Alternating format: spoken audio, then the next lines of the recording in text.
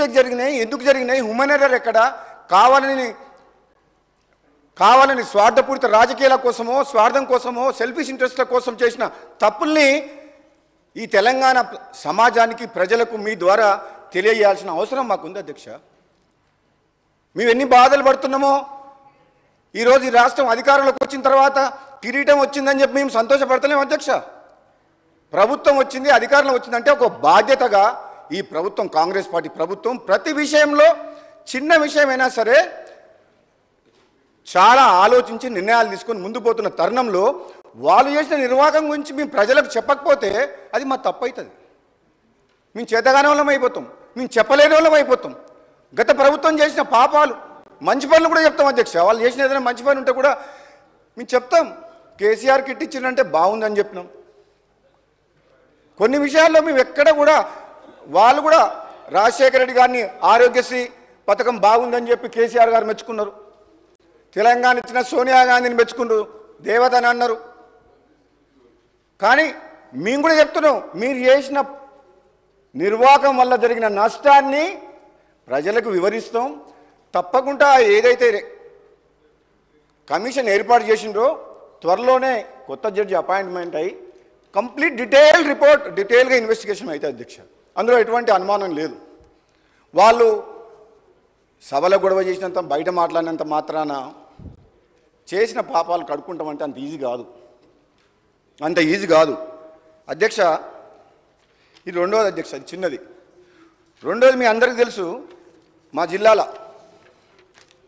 Yadadri power plant అధ్యక్ష, అది ఎంత పెద్ద తప్పు నిర్ణయం అంటే, జనరల్గానైతే థర్మల్ పవర్ ప్లాంట్ అధ్యక్ష, జనరల్గా పిట్ హెడ్ అంటే కోల్ మైన్ పక్కన, thermal power plants pit head అంటే కోల్ మైన్స్ పక్కలో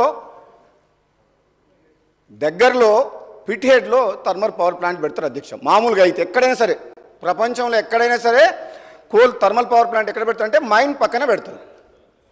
250 కిలోమీటర్ల దూరాన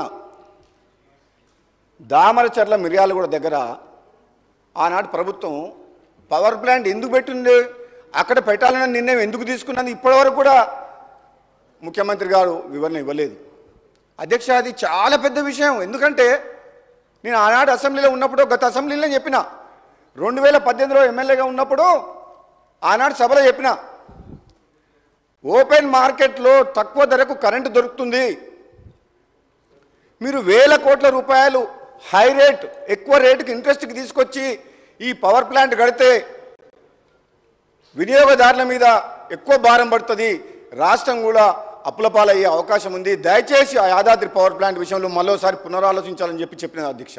అప్పటికే ఆ ప్రాజెక్టు స్టార్ట్ చేసిండ్రు. అసెంబ్లీలో మాట్లాడిన అధ్యక్ష, ఆన్ రికార్డ్ అధ్యక్ష. ఆ ప్లాంటు అనుకున్న సమయానికి పూర్తి చేయలేదు, నిర్ణయము తప్పుడు ప్లేసు, టైం లిమిటు 3 ఏళ్ళు అనుకున్నది, ఇప్పుడు 10 ఏళ్ళు అయిందా స్టార్ట్ చేసి, ఇప్పటి వరకు వినియోగంలోకి రాలేదు అధ్యక్ష. 24,000 కోట్ల రూపాయలు అనుకున్న ప్రాజెక్టు, 25,000 కోట్ల రూపాయలు అనుకున్న ప్రాజెక్టు కాస్టు 36,000 కోట్లకు పోయింది. 11,000 కోట్ల రూపాయలు ఆ ప్రాజెక్టు కాస్ట్ పెరిగిపోయింది డిలే అవ్వడం వల్ల. రెండోది అధ్యక్ష, అందులో కూడా బిహెచ్ఎల్కు 20,000 crores వర్క్స్, 20,000 కోట్ల వర్కులు నామినేషన్ బేసిస్లో ఇచ్చిండ్రు. తద్వారా దాని దగ్గర సబ్ కాంట్రాక్టులు వాళ్ళ మనుషులే. మిగతా బ్యాలెన్స్ వర్క్స్ మొత్తము జెన్కో ద్వారా కూడా విచ్చలవిడిగా, దానికి లెక్క లేదు, పత్రం లేదు, కాంట్రాక్టర్లకు ఇష్టం వచ్చినట్టు ఇచ్చిండ్రు. అది మంత్రి గారు ఒప్పుకున్నా, మాజీ మంత్రి గారు ఒప్పుకోకున్నా నాకు అర్థమైన విషయం చెప్తున్నా అధ్యక్ష. చాలా అంటే పారదర్శకత లోపించి ఒక ప్రాసెస్లో, కరెక్ట్ ప్రాసెస్లో మాత్రం టెండర్ ప్రక్రియ జరగలేదు. డబ్బులు పోయినాయి, అప్పుల పాలైంది, కరెంటు రాలేదు. మరి ఎవరు భరించాలి అధ్యక్ష? ఎందుకు అవసరం అధ్యక్ష? అది ఎంత లేటెస్ట్ టెక్నాలజీ వస్తుందంటే ఈ రోజులలో అధ్యక్ష, ఇప్పుడు కొత్తగా పవర్ గురించి ఆలోచించి, ఎనర్జీ గురించి ఆలోచిస్తున్న ఎవరు కూడా థర్మల్ వైపు మొగ్గు చూపిస్తలేరు. ముఖ్యంగా ఇంకో విషయం అధ్యక్ష, ఆ ప్లాంట్ పెట్టేటప్పుడు ఇంకో విషయం కూడా చెప్పిండ్రు. రాష్ట్ర పునర్విభజన చట్టంలో చాలా క్లియర్గా యూపీఏ ప్రభుత్వంలో పునర్విభజన చట్టంలో ఉంది, రామగుండంలో 4000 మెగావాట్ల పవర్ ప్లాంట్ ఏర్పాటు చేయాలని చెప్పి తెలంగాణ కోసం.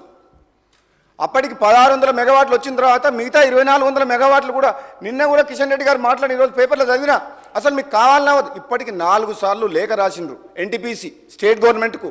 ఏమని?